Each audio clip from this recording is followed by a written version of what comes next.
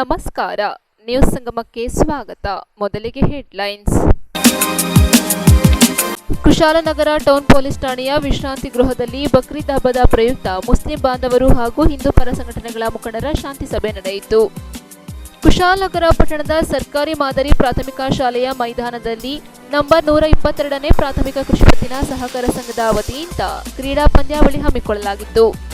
ಕುಶಾಲನಗರ ತಾಲೂಕಿನ ಹುಳುಸೋಗೆ ಗ್ರಾಮ ದೇವತೆಯಾದ ಶ್ರೀ ದೊಡ್ಡಮ್ಮ ತಾಯಿಯ 11ನೇ ವರ್ಷದ ವಾರ್ಷಿಕೋತ್ಸವ ಶ್ರದ್ಧಾ ಭಕ್ತಿಯಿಂದ ನಡೆಯಿತು.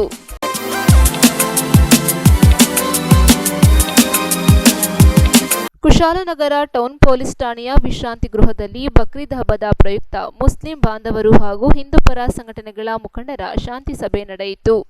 ಕುಶಾಲನಗರ ಟೌನ್ ಪೊಲೀಸ್ ಠಾಣೆಯ ವಿಶ್ರಾಂತಿ ಗೃಹದಲ್ಲಿ ಬಕ್ರೀದ್ ಹಬ್ಬದ ಪ್ರಯುಕ್ತ ಮುಸ್ಲಿಂ ಬಾಂಧವರು ಹಾಗೂ ಹಿಂದೂ ಪರ ಸಂಘಟನೆಗಳ ಮುಖಂಡರ ಶಾಂತಿಯುತ ಸಭೆ ಕರೆಯಲಾಗಿತ್ತು. ಕೊಡಗು ಜಿಲ್ಲೆಯ ಪೊಲೀಸ್ ಹೆಚ್ಚುವರಿ ವರಿಷ್ಠಾಧಿಕಾರಿ ಸುಂದರರಾಜ್ ಅವರ ಸಮ್ಮುಖದಲ್ಲಿ ಸಭೆಯನ್ನು ನಡೆಸಲಾಯಿತು. ಇದೇ ಸಂದರ್ಭ ಮುಸ್ಲಿಂ ಬಾಂಧವರು ಬಕ್ರೀದ್ ಹಬ್ಬದಂದು ತಮ್ಮ ತಮ್ಮ ಮಸೀದಿಗಳಲ್ಲಿ ಪ್ರಾರ್ಥನೆಯನ್ನು ಸಲ್ಲಿಸುತ್ತೇವೆ. ಈ ಬಾರಿ ಈದ್ಗಾ ಮೈದಾನದಲ್ಲಿ ಹೋಗುವುದಿಲ್ಲ ಹಾಗೂ ಯಾವುದೇ ಮೆರವಣಿಗೆಗಳು ಹೋಗುವುದಿಲ್ಲ ಎಂದು ಪೊಲೀಸರಿಗೆ ಮಾಹಿತಿ ನೀಡಿದರು. ಇದೇ ಸಂದರ್ಭ ಮಾತನಾಡಿದ ಹೆಚ್ಚುವರಿ ವರಿಷ್ಠಾಧಿಕಾರಿ ಸುಂದರರಾಜ್ ಅವರು, ಈ ಬಾರಿ ತಾವುಗಳು ತಮ್ಮ ಮಸೀದಿಯಲ್ಲೇ ಪ್ರಾರ್ಥನೆಗಳನ್ನು ಸಲ್ಲಿಸುತ್ತಿರುವುದು ಒಳ್ಳೆಯದು ಎಂದು ನಮ್ಮ ಕಡೆಯಿಂದ ಯಾವುದೇ ಘಟನೆಗಳು ಸಂಭವಿಸದಂತೆ ಬಿಗಿ ಭದ್ರತೆಯನ್ನು ನೀಡುವುದಾಗಿ ತಿಳಿಸಿದರು. ಇದೇ ಸಂದರ್ಭ ಸೋಮಪೇಟೆ ತಾಲೂಕಿನ ಪೊಲೀಸ್ ಉಪಾಧೀಕ್ಷಕರಾದ ಗಂಗಾಧರಪ್ಪ ಮಾತನಾಡಿ, ಯಾವುದೇ ಗುಂಪು ಘರ್ಷಣೆಗಳು ಆಗದಂತೆ ನೋಡಿಕೊಳ್ಳುತ್ತೇವೆ. ಅಲ್ಲದೆ ರಾತ್ರಿ ಸಂದರ್ಭದಲ್ಲಿ ದನಗಳನ್ನು ಸಾಗಾಟ ಮಾಡುವುದನ್ನು ಕಂಡರೆ ಅವರ ಮೇಲೆ ಕಾನೂನು ಕ್ರಮ ಕೈಗೊಳ್ಳುವುದಾಗಿ, ಅಲ್ಲದೆ ಏನಾದರೂ ಘಟನೆಗಳು ಸಂಭವಿಸಿದ್ದಲ್ಲಿ ತಕ್ಷಣವೇ ತಮ್ಮ ಗಮನಕ್ಕೆ ತರುವಂತೆ ತಿಳಿಸಿದ್ದಾರೆ. ಕಾರ್ಯಕ್ರಮದ ವೇದಿಕೆಯಲ್ಲಿ ಕುಶಾಲನಗರ ಗ್ರಾಮಾಂತರ ಪೊಲೀಸ್ ಠಾಣೆಯ ವೃತ್ತ ನಿರೀಕ್ಷಕರಾದ ರಾಜೇಶ್ ಮತ್ತು ಕುಶಾಲನಗರ ಗ್ರಾಮಾಂತರ ಠಾಣೆಯ ಎಸ್ಐ ಮೋಹನ್ ರಾಜ್ ಉಪಸ್ಥಿತರಿದ್ದರು. ಒಂದು ಸಂಭ್ರಮಾಚರಣೆಯಲ್ಲಿರ್ತೀರಾ, ಪೊಲೀಸರು ನಮಗೆ ಒಟ್ಟಿಗೆ ಸೇರಿಸಿಕೊಂಡು ಬಂದೋಬಸ್ತ್ ವ್ಯವಸ್ಥೆಯನ್ನು ಕೊಡ್ತಕ್ಕಂಥದ್ದು ನಿಮ್ಮದು ಬಹಳ ಸರಾಗವಾಗಿ ಸಾಂಗವಾಗಿ ಯಶಸ್ವಿಯಾಗಿ ಆಗಲಿ ಅಂತಕ್ಕಂಥ ವಿಚಾರ ಇರ್ತದೆ. ಏನು ಮಾಡಬೇಕು ಏನು ಮಾಡಬಾರ್ದು ಅನ್ನೋದ್ರ ಬಗ್ಗೆ ನಮ್ಮ DSP ಈಗಾಗಲೇ ನಮಗೆ ಮಾಹಿತಿ ಕೊಟ್ಟಿದ್ದಾರೆ.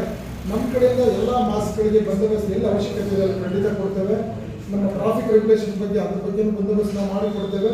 ಬಟ್ ಉಳಿದಂಗೆ ನೀವೇನೀಗ ಒಂದು ರಿಸ್ಟ್ರಿಕ್ಟ್ ಮಾಡ್ಕೊಂಡಿದ್ದೀರ, ಒಂದು ನಿರ್ಧಾರವನ್ನು ತೆಗೆದುಕೊಂಡಿದ್ದೀರಾ, ನಾವು ಯಾವುದೇ ರೀತಿ ಈಗದಲ್ಲಿ ಮಾಡೋದಿಲ್ಲ ಅಂತ ದಯವಿಟ್ಟು ಅದು ಸ್ಟಿಕ್ಕರ್ ಆಗಿದ್ರೆ ಭಾಳ ಒಳ್ಳೆಯದು. ಈಗಾಗಲೇ ನಾವು ಚರ್ಚೆ ಮಾಡಿದಂತೆ ಮಾಸ್ಕಲ್ಲಿ ತಾವು ಪ್ರಯೋಜನ ಮುಗಿದ ನಂತರ ತಾವು ಮನೆಗಳಲ್ಲಿ ಇರ್ತದೆ. ಮತ್ತು ನೀವು meet distribution of meat 1/3 of ಏನೋ ಒಂದು ಅದಕ್ಕೆ ಒಂದು ಮಾಂಸವನ್ನು ಬಡ ಬಗ್ಗರಿಗೆ ದಾನ ಮಾಡತಕ್ಕಂಥದ್ದು ಒಂದು ಪ್ರತಿಜ್ಞೆಯನ್ನು ಇಟ್ಕೊಂಡಿದ್ದೀರಾ. ಸೊ ಅದೆಲ್ಲ ಅಪ್ರಿಷಿಯೇಟ್ ಮಾಡೋವಂಥದ್ದು. ಯಾಕೆಂದರೆ ಆ ದಿನ ಈಗ ರಂಜಾನ್ ಅಂತಂದರೆ ಅದಕ್ಕೊಂದು ಭಾಳ ವಿಶೇಷತೆ ಇದೆ, ಬಕ್ರೀದ್ ಅಂದರೆ ಅದಕ್ಕೊಂದು ವಿಶೇಷತೆ ಇದೆ. ಹಾಗೆ ಮೇಜರ್ ಒಂದು 3-4 ಹಬ್ಬಗಳಿಗೆ ಪ್ರತಿಯೊಂದು ಹಬ್ಬಕ್ಕೂ ಅದರದೇ ಆದ ವಿಶೇಷತೆ ಇದೆ. ಹಾಗೆ ಬಕ್ರೀದ್ ಹಬ್ಬದ ವಿಶೇಷತೆ ಅಂದರೆ ತ್ಯಾಗ ಅಂತಕ್ಕಂಥದ್ದು. ನಾನೊಂದು ಎಲ್ಲ ಎಪಿಸೋಡ್ ನೋಡ್ತಾ ಇದ್ದೆ. ಅದು ಇಬ್ರಾಹಿಂ ಅಂತಕ್ಕಂಥವ್ರು ದೇವರಲ್ಲ ಅವರಿಗೆ ಕನಸಲ್ಲಿ ಬಂದು ಏನಾದರೂ ಇದನ್ನು ಸಮರ್ಪಣೆ ಮಾಡಬೇಕು ಅಂದಾಗ ಮಗನ ಇಸ್ಮಾಯಿಲ್ನೇ ತ್ಯಾಗ ಮಾಡಿದ್ರು ಅಂತ ಹೇಳಿ ಮಾಹಿತಿ. ಸೊ ಆ ಒಂದು ಮಾಹಿತಿಯನ್ನು ನೋಡಿದಾಗ ಅಷ್ಟು ದೇವರ ಮೇಲೆ ಭಕ್ತಿ ಇರ್ತಕ್ಕಂಥದ್ದು. ಆ ಭಕ್ತಿಯ ಸಂಕೇತವಾಗಿ ನೀವು ತಾವೆಲ್ಲ ಸೇರಿಕೊಂಡು ಅದನ್ನು ಈ ರೂಪದಲ್ಲಿ ಒಂದು ಆಚರಣೆಯನ್ನು ಮಾಡ್ತಾ ಇದ್ದೀರಾ. ಸೋಮವಾರಪೇಟೆ ಸಬ್ ಡಿವಿಷನಲ್ಲಿ ಶ್ರೀನಿವಾಸ ಸಂತೆ, ಸೋಮವಾರಪೇಟೆ, ಕೊಡ್ಲಿಪೇಟೆ, ಶುಂಠಿಕೊಪ್ಪ, ಕಲ್ಲೂರಲ್ಲೂ ಮತ್ತು ಟೌನಿಗೆ ಸೇರಿಕೊಂಡು 38 ಮಸೀದಿಗಳಿದೆ. 38 ಮಸೀದಿಗಳಲ್ಲೂ ಕೂಡ ಈದ್ ಮಿಲಾದು, ರಂಜಾನ್ ಮತ್ತು ಬಕ್ರೀದು ಯಾವ ಹಬ್ಬಗಳಲ್ಲಿಯೂ ಕೂಡ ಯಾವುದೇ ಥರದ ಸಣ್ಣ ಪುಟ್ಟ ಘಟನೆಗಳು ಆಗದಾಗೆ ಜವಾಬ್ದಾರಿ ತಗೊಂಡು ಹಿರಿಯರು ಕೂಡ ಮಾಡ್ತೀರಾ. ಈ ಸತಿಯಲ್ಲೂ ಕೂಡ ಅದೇ ರೀತಿ ಮಾಡಿ ಇದಾದ ನಂತರ ಈ ಕೆಲವು ಪ್ರೇಕ್ಷಣೀಯ ಸ್ಥಳಗಳಿಗೆ ಮತ್ತು ಟೂರಿಸಂ ಪ್ಲೇಸ್ಗಳಿಂದ ಅಲ್ಲಿ ಹೆಣ್ಮಕ್ಳು ಎಲ್ಲ ಜಾಸ್ತಿ ಹೋಗ್ತಾರೆ. ಇದು ಮುಗಿದ ನಂತರ ಸ್ವಲ್ಪ ಅಲ್ಲಿಗೆ ಹೋದಾಗಲೂ ಅಷ್ಟೇ ಜನಸಂಖ್ಯೆ ಇದು ಸ್ವಲ್ಪ ಇದೆಲ್ಲ ಜಾಸ್ತಿ ಇರುತ್ತೆ. ಅಲ್ಲೂ ಸ್ವಲ್ಪ ಯಾವುದೇ ಥರದಂದರೆ ಸಿಕ್ಕಾಪಟ್ಟೆ ಜನ ಇರೋದ್ರಿಂದ ಸಮಾಧಾನವಾಗಿ ಹೋಗಿ ಬರೋದಕ್ಕೆ ನೀವು ಸ್ವಲ್ಪ ತಿಳಿಸಿ ಹೇಳಬೇಕು ಅವ್ರಿಗೆ. ಯಾಕಂದ್ರೆ ನಮ್ಮ ಪೊಲೀಸರುಗಳಲ್ಲಿ ಇರ್ತಾರೆ, ಪೊಲೀಸ್ ಡೈರೆಕ್ಷನ್ ಸ್ವಲ್ಪ ನಮ್ಮ ಫಾರೆಸ್ಟ್ ಇಲಾಖೆಯವರು ಏನು ನಿರ್ದೇಶನ ಕೊಡ್ತಾರೆ ತಕ್ಕಂತೆ ಅಲ್ಲೆಲ್ಲ ಮುಗಿಸ್ಕೊಂಡು ಖುಷಿಯಾಗಿರೋಕ್ಕಾಗಿ ಹೋಗಿ ಬರ್ತಾರೆ. ಆ ಖುಷಿ ಆಗಿ ಉಳ್ಕೋಬೇಕು ಕೊನೆ ತನಕ. ಎರಡನೇದಾಗಿ ಇದು ಯಾವುದೇ ರೀತಿಯ ನಮ್ಮ ಇವರಿಗೆಲ್ಲ ನೀವು ಸ್ಟ್ರಿಕ್ಟಾಗಿ ಹೇಳಿ, ಹೊರಗಡೆಯಿಂದ ಕೆಲವು ಸಲ ಈ ಗೋಮಾಂಸ ನಿಷೇಧ ಇದೆ, ನಿಮ್ಗೆ ಗೊತ್ತಿದೆ. ಕೌಸ್ ಕ್ಯಾಟರ್ ಆ್ಯಕ್ಟಲ್ಲಿ ನಾವು ಅದನ್ನು ಕ್ರಮ ತಗೊಳ್ತಿದ್ವಿ, ಅದರ ಮುಲಾಜಿದ್ದರೆ ಕ್ರಮ ತಗೊಳ್ತೀವಿ. ಅದನ್ನು ಸಾಗಾಟ ಮಾಡೋದಾಗಲಿ, ರಾತ್ರಿ ಹೊತ್ತಿನಲ್ಲಿ ಅದನ್ನು ನರಗಳನ್ನ ಗಾಡಿಗಳಿಗೆ ತುಂಬೋದಾಗಲಿ, ಕೆಲವು ಸಲ ರಾತ್ರಿ 7 ಗಂಟೆ 8 ಗಂಟೆ ರಾತ್ರಿ 12 ಗಂಟೆಗೆ ಒಂದು ಹಸುಕರು ಯಾರು ತಗೊಬರ್ತಾ ಇದ್ದಾರೆ. ತಗೊಬರ್ತಾ ಇದ್ದಾಗ ಕೇಳಿದರೆ ಎಲ್ಲಿ ತಗೊಂಡು ಹೋಗ್ತಿದ್ದೀರಾ ಅಂತಂದರೆ, ಸರ್ ನಾವು ಸಾಕಕ್ಕೆ ತಗೊಂಡು ಹೋಗ್ತಿದ್ದೀವಿ ಸರ್ ಅಂತ ಡೌಟ್ ಕ್ರಿಯೇಟ್ ಆಗುತ್ತೆ. ನಮಗೆ ಸಾಕಕ್ಕೆ ತೊಗೊಂಡು ಹೋದ್ರೆ 12 ಗಂಟೆ ರಾತ್ರಿ ಯಾಕೆ ತೊಗೊಂಡು ಹೋಗ್ಬೇಕು, ಹಗಲೊತ್ತೆ ತೊಗೊಂಡು ಹೋಗ್ಬೋದಲ್ಲ, ಅದನ್ನು ಇನ್ಸಿಸ್ಟ್ ಮಾಡಿ. ಹಗಲೊತ್ತು ತೊಗೊಂಡು ಹೋದರೆ ಅದು ಚರ್ಚೆ ಇರುತ್ತೆ. ಅದಕ್ಕೆ ನಾವು ಉತ್ತರ ಕೊಡ್ತೀವಿ. ಅವ್ರು ಕೇಳಿದ್ರೆ ನಾವು ಕೇಳಿಸ್ಕೊಡ್ತೀವಿ ಅಟ್ಲೀಸ್ಟ್ ಸ್ಟಾರ್ಟಿಂದ. ಹೌದು, ಎಲ್ಲಿಂದ ತಗೊಂಡ್ರಿ, ಎಲ್ಲಿಗೆ ಹೋಗ್ತಾ ಇದ್ದೀರಿ. ಬಟ್ ರಾತ್ರಿ 12 ಗಂಟೆನಲ್ಲಿ ನಾವು ಹಸು ತಗೊಂಡು ಏನೇ ಹೆಂಗೆ ತಗೊಂಡು ಹೋದ್ರು ಕೂಡ ಡೌಟ್ ಬರುತ್ತೆ. ಆ ರೀತಿ ಸಾಗಾಟ ಮಾಡಿದ್ರೆ ಒಂದಂತಂದ್ರೆ ಸುಮಾರು ಈ 3 ವರ್ಷಗಳಲ್ಲಿ ಸುಮಾರು ನಮ್ಮಲ್ಲಿ ಒಂದು 30 ಕೇಸ್ ರಿಜಿಸ್ಟರ್ ಆಗಿದೆ. ಬಟ್ ಯಾವ ಕೇಸ್ನಲ್ಲಿಯೂ ಕೂಡ ನಿಮ್ಮ ಮುಸಲ್ಮಾನ ಬಾಂಧವರಾಗಲಿ ಹಿರಿಯರಾಗಲಿ ಸರ್ ಅವ್ರನ್ನ ಯಾಕೆ ಹಿಡಿದಿದ್ದೀರಿ, ಗೋಮಾಂಸ ಸಾಗಾಟ ಮಾಡೋರ್ನಾಗಲಿ ಅಥವಾ ದನಗಳನ್ನ ಸಾಗಾಟ ಮಾಡೋರ್ನಾಗಲಿ ಅವ್ರು ಯಾಕೆ ಹಿಡಿದಿದ್ದೀರಿ, ಅವ್ರನ್ನ ಬಿಡಿ ಅಂತನಾಗಲಿ ಅಥವಾ ಅದರಲ್ಲಿ ಕೇಸಲ್ಲಿ ಹೆಲ್ಪ್ ಮಾಡಿ ಅಂತನಾಗಲಿ ಇದು ಒಬ್ಬರು ಕೂಡ ಫೋನ್ ಬಂದಿಲ್ಲ. ತಪ್ಪು ಸರ್. ನ್ಯೂಸ್ ಸಂಗಮಕ್ಕಾಗಿ ಡಾಕ್ಟರ್ ಎಚ್ ರಘುಕೋಟಿ, ಕುಶಾಲನಗರ. ಕುಶಾಲನಗರ ಪಟ್ಟಣದ ನಂಬರ್ 122ನೇ ಪ್ರಾಥಮಿಕ ಕೃಷಿ ಪತ್ತಿನ ಸಹಕಾರ ಸಂಘದ ವತಿಯಿಂದ ಸರ್ಕಾರಿ ಮಾದರಿ ಪ್ರಾಥಮಿಕ ಶಾಲಾ ಆವರಣದಲ್ಲಿ ಗ್ರಾಮೀಣ ಕ್ರೀಡಾಕೂಟ ಆಯೋಜಿಸಲಾಗಿತ್ತು. ಕುಶಾಲನಗರ ಪಟ್ಟಣದ ನಂಬರ್ 122ನೇ ಪ್ರಾಥಮಿಕ ಕೃಷಿ ಪತ್ತಿನ ಸಹಕಾರ ಸಂಘ ನಿಯಮಿತ ಕುಶಾಲನಗರ ಇವರ ವತಿಯಿಂದ ಪಟ್ಟಣದ ಸರ್ಕಾರಿ ಮಾದರಿ ಪ್ರಾಥಮಿಕ ಶಾಲೆಯ ಮೈದಾನದಲ್ಲಿ ಗ್ರಾಮಾಂತರ ಕ್ರೀಡಾ ಉತ್ಸವ ಮತ್ತು ಕ್ರಿಕೆಟ್ ಪಂದ್ಯಾವಳಿ ಕಾರ್ಯಕ್ರಮವನ್ನು ಹಮ್ಮಿಕೊಂಡಿದ್ದು, ಉದ್ಘಾಟನೆಯನ್ನ ಗಿಡಕ್ಕೆ ನೀರು ಹಾಕುವ ಮೂಲಕ ಅಕ್ರಮ ಸಕ್ರಮ ಸಮಿತಿ ಅಧ್ಯಕ್ಷರು ಹಾಗೂ ಬ್ಯಾಂಕಿನ ಹಿರಿಯ ಸದಸ್ಯರಾದ ಗೋವಿಂದಪ್ಪರವರು ಉದ್ಘಾಟಿಸಿದರು. ಇದೇ ಸಂದರ್ಭ ಮಾತನಾಡಿ, ನಮ್ಮ ಕಾಲದಲ್ಲಿ ಗ್ರಾಮೀಣ ಕ್ರೀಡಾಕೂಟಗಳನ್ನು ಕೂಡ ನಡೆಸಿಕೊಂಡು ಬರುತ್ತಿದ್ದೆವು ಎಂದು ಅವರ ಬಾಲ್ಯದ ನೆನಪುಗಳನ್ನು ಮಾಡಿಕೊಂಡರು. ಕಾರ್ಯಕ್ರಮದ ಅಧ್ಯಕ್ಷತೆಯನ್ನ ಕೃಷಿ ಪತ್ತಿನ ಸಹಕಾರ ಸಂಘದ ಅಧ್ಯಕ್ಷರಾದ ಟಿಆರ್ ಶರವಣಕುಮಾರ್ ಅವರು ಇದೇ ಸಂದರ್ಭದಲ್ಲಿ ಮಾತನಾಡಿ, ಬ್ಯಾಂಕಿನ ಶತಮಾನೋತ್ಸವದ ನಂತರದಲ್ಲಿ ಇದೇ ಪ್ರಥಮ ಬಾರಿಗೆ ಬ್ಯಾಂಕ್ ವತಿಯಿಂದ ಗ್ರಾಮೀಣ ಉತ್ಸವ ಮತ್ತು ಕ್ರಿಕೆಟ್ ಪಂದ್ಯಾವಳಿಯನ್ನ 3 ದಿನಗಳ ಕಾಲ ಆಯೋಜಿಸಲಾಗಿದೆ. ಕ್ರೀಡಾಕೂಟಕ್ಕೆ ಸಂಘದ ಎಲ್ಲ ಸದಸ್ಯರುಗಳು ಬಂದು ಭಾಗವಹಿಸಿದರೆ ಕಾರ್ಯಕ್ರಮ ಅರ್ಥಪೂರ್ಣವಾಗಿರುತ್ತದೆ. ಸದಸ್ಯರು ಬರದಿದ್ದಲ್ಲಿ ಮುಂದಿನ ವರ್ಷ ಕೈಗೊಂಡಂತಹ ಗ್ರಾಮೀಣ ಕ್ರೀಡಾಕೂಟವನ್ನ ಕೈಬಿಡಲಾಗುತ್ತದೆ ಎಂದರು. ಅಲ್ಲದೆ 16/6/2024ರಂದು ಬ್ಯಾಂಕಿನ ವಾರ್ಷಿಕ ಸಭೆಯೂ ಕೂಡ ನಡೆಯಲಿದೆ ಎಂದು ತಿಳಿಸಿದರು.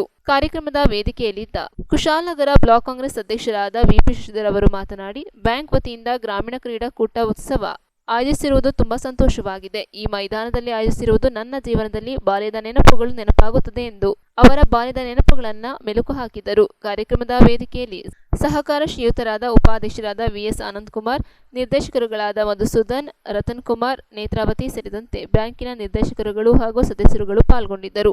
ಇದೇ ಸಂದರ್ಭ ಆಟಗಾರರ ಜರ್ಸಿಗಳನ್ನ ಸಹಕಾರ ಕ್ಷೇತ್ರದ ಅಧ್ಯಕ್ಷರಾದ ಟಿಆರ್ ಶರವಣಕುಮಾರ್ ಅವರು ಬಿಡುಗಡೆಗೊಳಿಸಿದರು.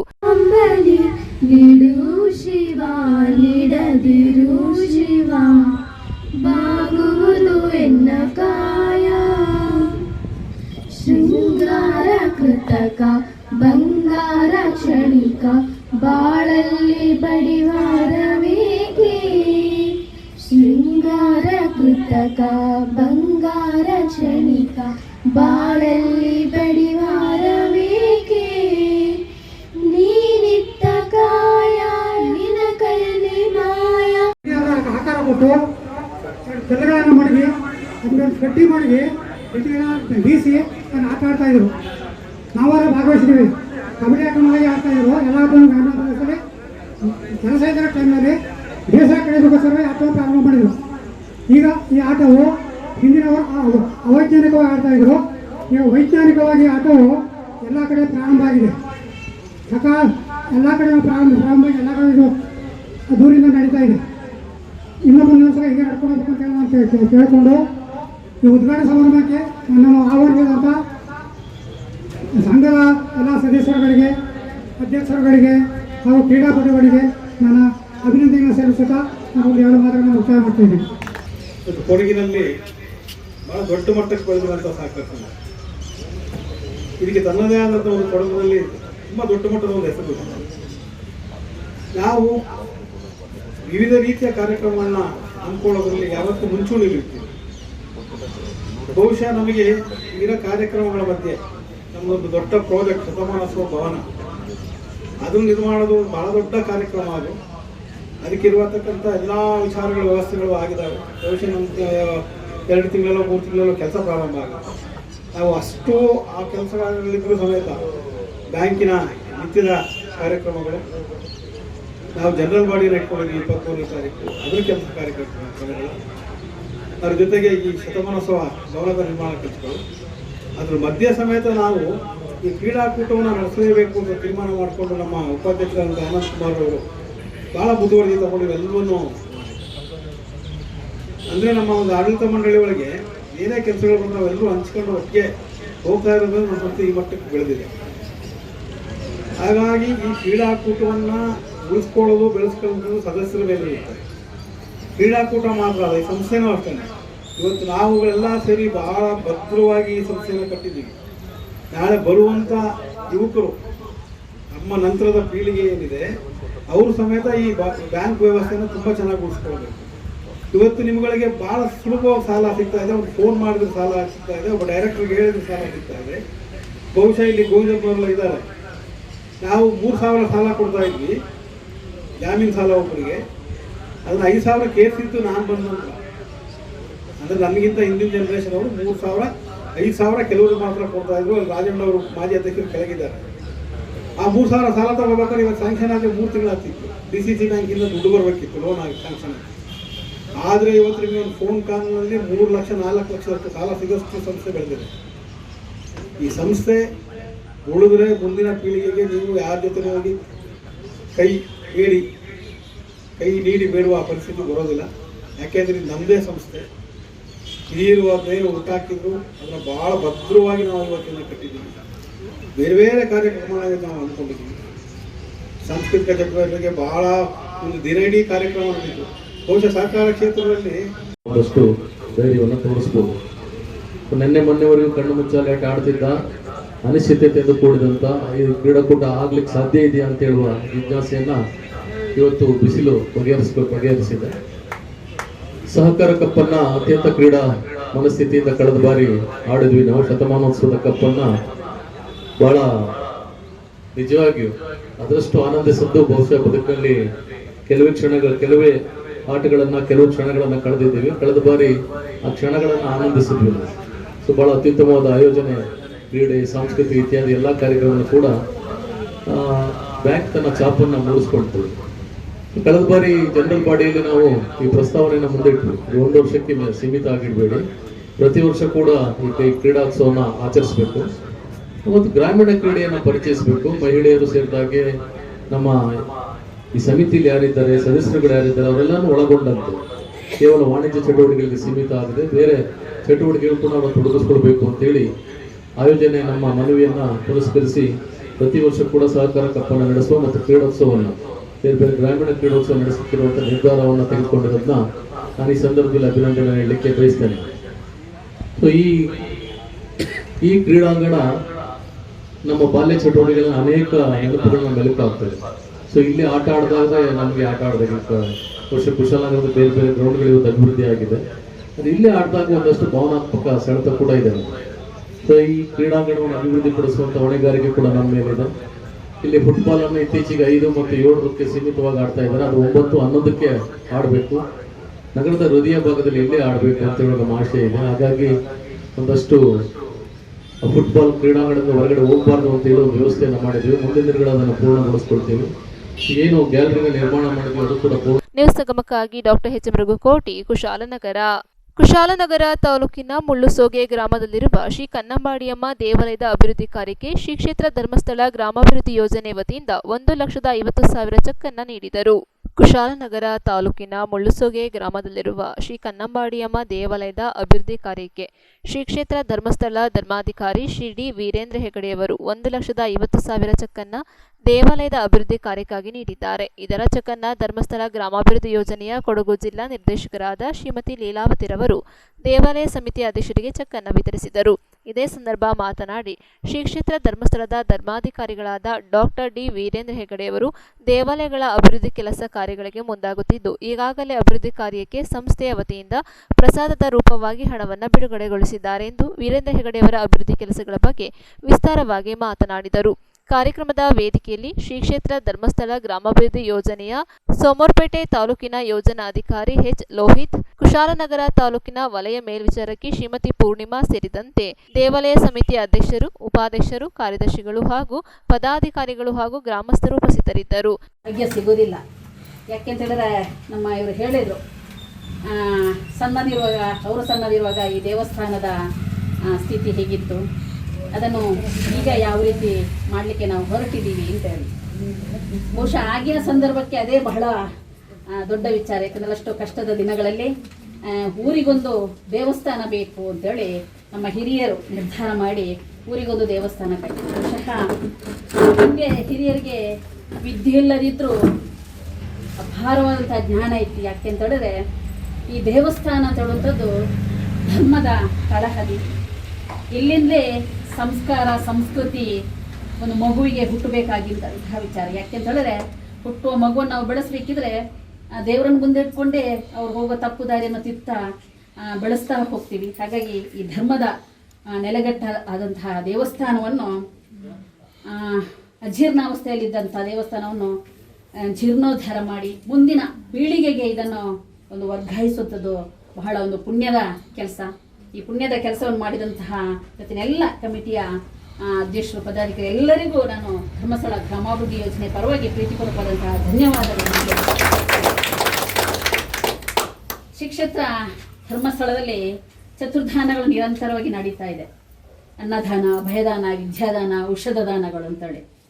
ಆದರೆ ಅದು ಕೇವಲ ಧರ್ಮಸ್ಥಳಕ್ಕೆ ಮಾತ್ರ ಮೀಸಲಾಗದೆ ಗ್ರಾಮದ ಈ ಸಮಾಜದ ಕಟ್ಟ ಕಡೆಯ ವ್ಯಕ್ತಿಯನ್ನು ಕೂಡ ಒಂದು ಸ್ವಾಭಿಮಾನಿಯನ್ನಾಗಿ ಬದುಕಲಿಕ್ಕೆ ಅವಕಾಶ ಮಾಡಿಕೊಡಬೇಕು ಅಂತ ಹೇಳುವಂತಹ ನಿಟ್ಟಿನಲ್ಲಿ ಪೂಜ್ಯ ಹೆಗ್ಗಡೆಯವರು ಸಮಾಜಮುಖಿಯಾದಂಥ ಬಹಳಷ್ಟು ಕಾರ್ಯಕ್ರಮಗಳನ್ನು ಹಮ್ಮಿಕೊಂಡಿದ್ದಾರೆ. ಅದರಲ್ಲಿ ಒಂದನೇದಾಗಿ ನಾವೆಲ್ಲ ಸಾಮಾನ್ಯವಾಗಿ ಎಲ್ರಿಗೂ ಪ್ರಚಲಿತವಾಗಿರುವಂಥದ್ದು ಸ್ವಸಹಾಯ ಸಂಘಗಳು. ಧರ್ಮಸ್ಥಳ ಅಂತ ಹೇಳಿದ್ರೆ ನ್ಯೂಸ್ ಸಂಗಮಕ್ಕಾಗಿ ಓಂ ಶಿಹನಿ, ಕುಶಾಲನಗರ. ಕುಶಾಲನಗರ ತಾಲೂಕಿನ ಮುಳ್ಳುಸೊಗೆ ಗ್ರಾಮ ದೇವತೆಯಾದ ಶ್ರೀ ದೊಡ್ಡಮ್ಮ ದೇವಿಯ 11ನೇ ವರ್ಷದ ಪೂಜಾ ಕಾರ್ಯಕ್ರಮಗಳು ಸರ್ವ ಭಕ್ತಾದಿಗಳ ಸಮ್ಮುಖದಲ್ಲಿ ನಡೆಯಿತು. ಕುಶಾಲನಗರ ತಾಲೂಕಿನ ಮುಳ್ಳುಸೊಗೆ ಗ್ರಾಮ ದೇವತೆಯಾದ ಶ್ರೀ ದೊಡ್ಡಮ್ಮ ದೇವಿಯ 11ನೇ ವರ್ಷದ ಪೂಜಾ ಕಾರ್ಯಕ್ರಮಗಳು ಸರ್ವ ಭಕ್ತಾದಿಗಳ ಸಮ್ಮುಖದಲ್ಲಿ ಅದ್ದೂರಿಯಾಗಿ ನಡೆಯಿತು. ಬೆಳಗಿನಿಂದ ದೇವಾಲಯದ ಆವರಣದಲ್ಲಿ ಗಣಪತಿ ಹೋಮ ಹಾಗೂ ಪೂಜಾ ಕಾರ್ಯಕ್ರಮಗಳು ಅರ್ಥಪೂರ್ಣವಾಗಿ ನೆರವೇರಿದವು. ದೇವಿಗೆ ಎಳನೀರು, ಹಾಲು, ಮೊಸರು, ಸಕ್ಕರೆ, ಜೇನುತುಪ್ಪ ಹಾಗೂ ಪಂಚಾಮೃತಗಳಿಂದ ಅಭಿಷೇಕ ನೆರವೇರಿಸಿ ಬೆಳ್ಳಿಯ ಕವಚವನ್ನು ಧರಿಸಿ ಸುಗಂಧ ಪುಷ್ಪಗಳಿಂದ ಸುಂದರ ರೀತಿಯಲ್ಲಿ ಅಲಂಕಾರವನ್ನ ಮಾಡಲಾಗಿತ್ತು. ಅರ್ಚಕರ ಸಮ್ಮುಖದಲ್ಲಿ ಅಮ್ಮನವರಿಗೆ ವೇದ ಮಂತ್ರಗಳನ್ನು ಜಪಿಸಿ ಮಹಾಮಂಗಳಾರತಿಯನ್ನು ನೆರವೇರಿಸಿದರು. ಬೆಳಗಿನಿಂದ ಅಧಿಕ ಸಂಖ್ಯೆಯಲ್ಲಿ ಭಕ್ತಾದಿಗಳು ಆಗಮಿಸಿ ದೇವಿಯ ದರ್ಶನವನ್ನ ಮಾಡಿ ಕಣ್ಣು ತುಂಬಿಕೊಂಡು ಪಾವನರಾದರು. ನೆರವೇರಿದ ಭಕ್ತಾದಿಗಳಿಗೆ ತೀರ್ಥ ಪ್ರಸಾದ ಮಂಗಳಾರತಿ ವಿತರಿಸಿದರು. ವಾರ್ಷಿಕೋತ್ಸವದ ಪ್ರಯುಕ್ತ ದೇವಾಲಯವನ್ನ ಹಸಿರು ತೋರಣಗಳಿಂದ ಸುಂದರ ರೀತಿಯಲ್ಲಿ ಅಲಂಕಾರವನ್ನ ಮಾಡಲಾಗಿತ್ತು. ನಂತರ ಭಕ್ತಾದಿಗಳಿಗೆ ದೇವಾಲಯದ ವತಿಯಿಂದ ಅನ್ನ ಸಂತರ್ಪಣಾ ಕಾರ್ಯಕ್ರಮವೂ ಕೂಡ ಹಮ್ಮಿಕೊಳ್ಳಲಾಗಿತ್ತು.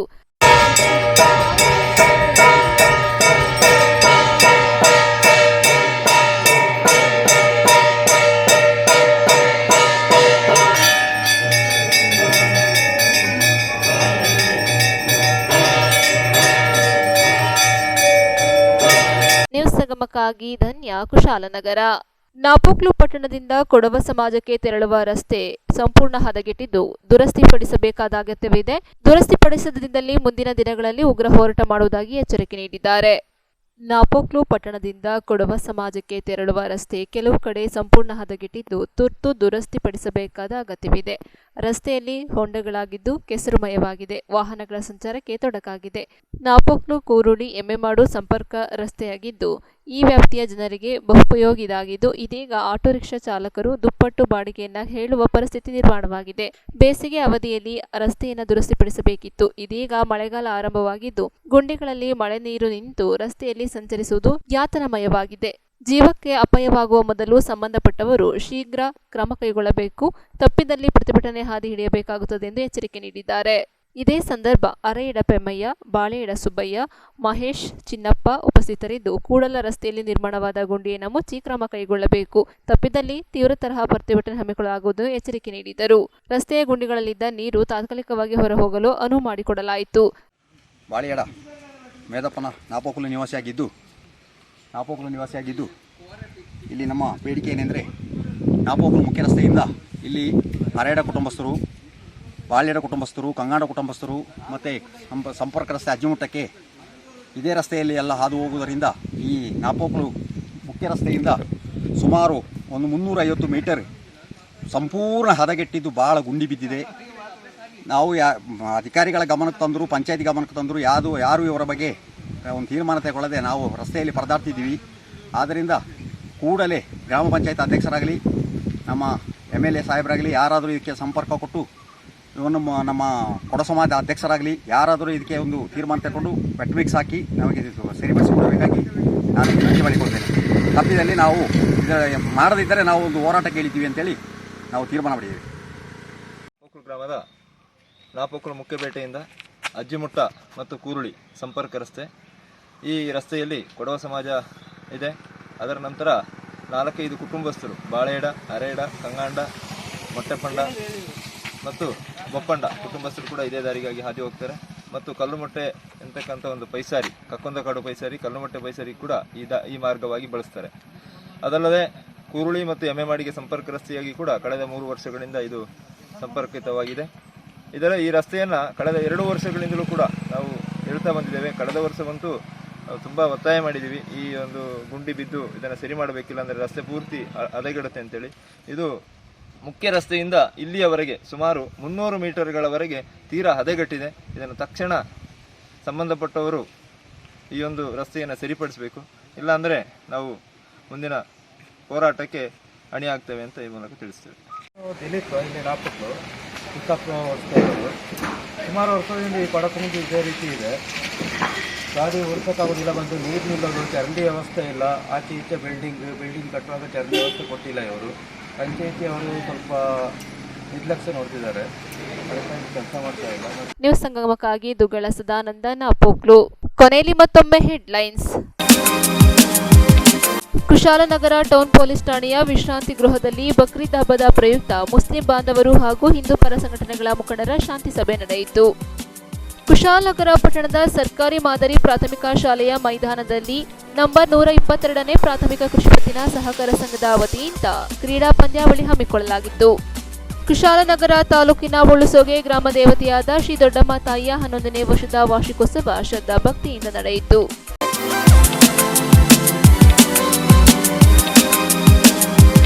ಇಲ್ಲಿಗೆ ನ್ಯೂಸ್ ಸಂಗಮ ಮುಕ್ತಾಯವಾಯಿತು. ಸುದ್ದಿ, ಮಾಹಿತಿ, ಮನೋರಂಜನೆಗಾಗಿ ನೋಡ್ತಾ ಇರಿ ಸಂಗಮ ಟಿವಿ. ವಂದನೆಗಳೊಂದಿಗೆ ಸುಪ್ರೀತಾ ಎಲ್ಎನ್.